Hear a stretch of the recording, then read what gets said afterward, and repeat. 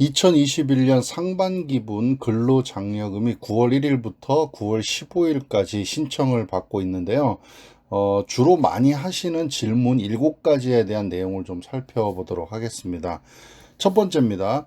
신청 안내 대상인지 어디서 확인하고 신청 안내를 받지 못했지만 요건을 충족하면 어떻게 신청해야 하나요? 라는 질문입니다. 신청 안내 대상인지 여부는 손택스나 홈택스에서 확인이 가능하고요.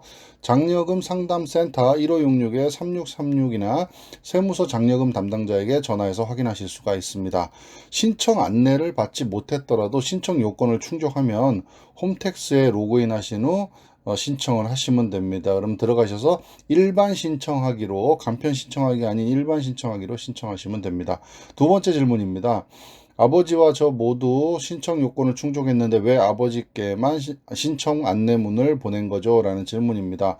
장려금은, 근로장려금은 가구당 지급하는 것이고요. 한 가구에 한 명에게만 지급이 됩니다. 신청 요건을 충족한 자가 2명 이상인 경우에는 해당 거주자 간 상호 합의로 정한 사람 혹은 총 급여액 등이 많은 사람, 해당 소득세 과세 기간에 근로장려금이 많은 사람이 순서대로 그렇게 따라서 받게 됩니다. 세 번째 질문입니다. 반기부는 장려금 산정액의 35%만 지급하는데요. 그 이유가 무엇입니까? 라는 겁니다.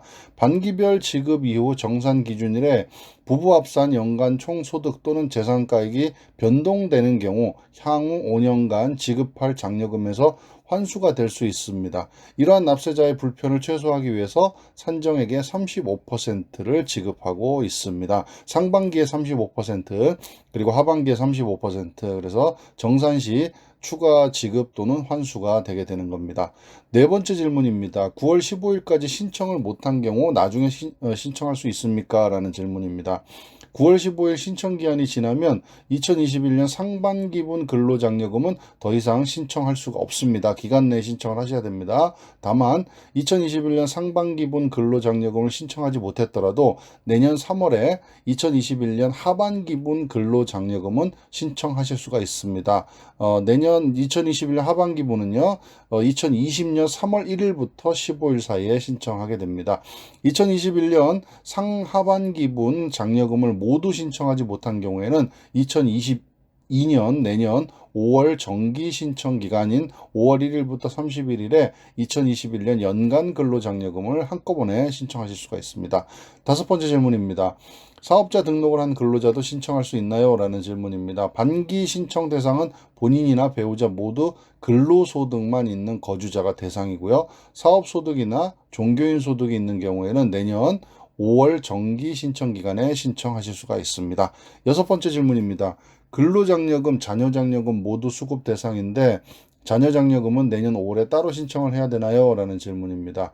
상반기 또는 하반기 근로장려금을 신청한 경우에 자녀장려금도 신청한 것으로 보게 됩니다. 그래서 내년 5월에 따로 신청하실 필요가 없습니다. 또한 상반기분 근로장려금을 신청한 경우 하반기분 근로장려금도 신청한 것으로 보기 때문에 내년 3월에 2021년 하반기분 근로장려금 별도로 신청하실 필요가 없습니다. 마지막 7번째 질문입니다. 허위로 신청하면 어떤 불이익을 받나요?